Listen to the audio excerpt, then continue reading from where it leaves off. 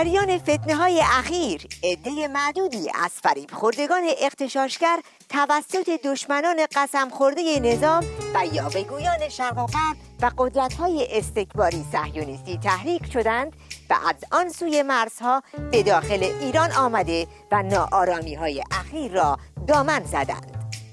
من کامبوزیا تحریکی هستم. 37 سالمه.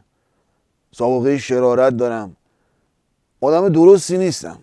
به چند نوع مواد مختلف صنعتی و سنتی معتادم.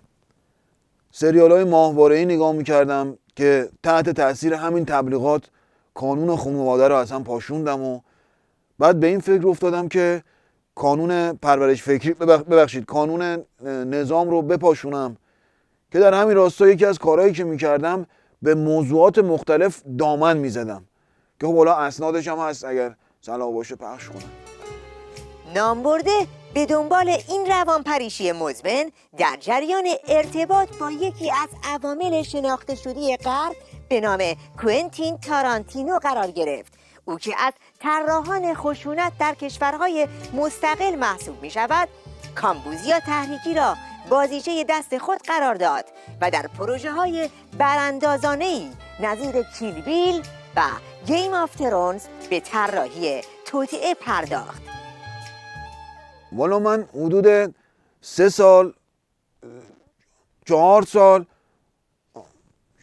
6 سال پیش بود که من با این خانوم آقا آشنا شدم و از همون اول به من تلقین میکرد که وضعیت خیلی بده، در حالی که خب اصلا واقعی نبود.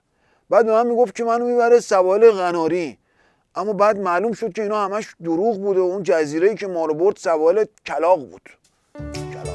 ارتباط کامبوزیا تحریکی و تارانتینو اساساً بر روی شبکه‌های براندازانه اجتماعی سوار بود. والا بیشتر ارتباطاتمون توی تلگرام بود و اینستا بود و توی چی؟ توی تر بود و اینا که یه چیزای تحریک کننده میفرستاد که اونا بهش میگفتن استیکر، یه چیزای چهره‌های خیلی مثلا یه دونش بود اینجوری بود، مثلا این شکلای اینجوری میفرستادن برام.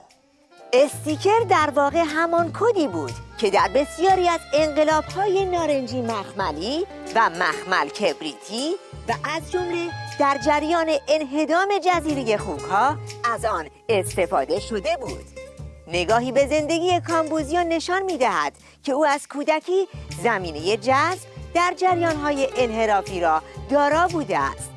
استفاده از کراوات، رقصیدن در جشن تولد، داشتن حیوانات خانگی، بازی تخت نرد، لکه‌های سیاهی بودند که کامبوزیا را به طعمه‌ای برای یاوه‌گویان شرق و غرب تبدیل کرده بود.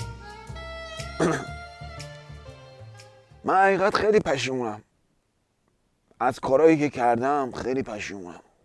خجالت میکشم بگم، ولی میگم واقعا هم شرمنده‌ام. کارهای زشتی رو مرتکب شدم. مثلا شبا میخوابیدم، صبح پا میشدم، نمیدونم اصلا خودم هم نفهمیدم چطوری شد به اینجا رسیدم.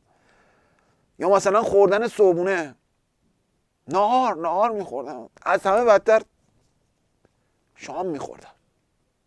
بعد میرفتم دوش میگرفتم، همش هم تحت تاثیر این تبلیغات بود. واقعا پشیمونم آقا اگه میشه اون موضوع رو بگم همینجا، اونجا نوشتیم و بگیم دیگه، اب نداره، بذار جوونا آگاه شن دیگه، گول نخورن. نه میگم یه وقتایی بود که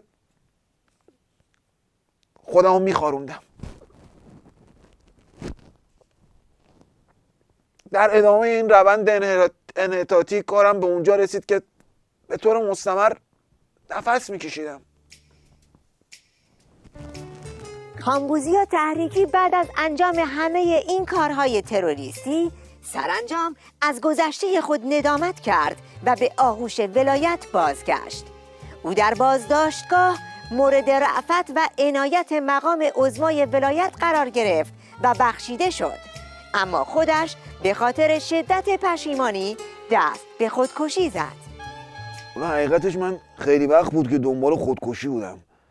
همه راه‌ها رفتم، رگمو زدم، از پشت بوم خودم انداختم پایین، خودم انداختم زیر مترو، تو سرم شلیک کردم، ولی خب هیچ کدوم اثر نداشت.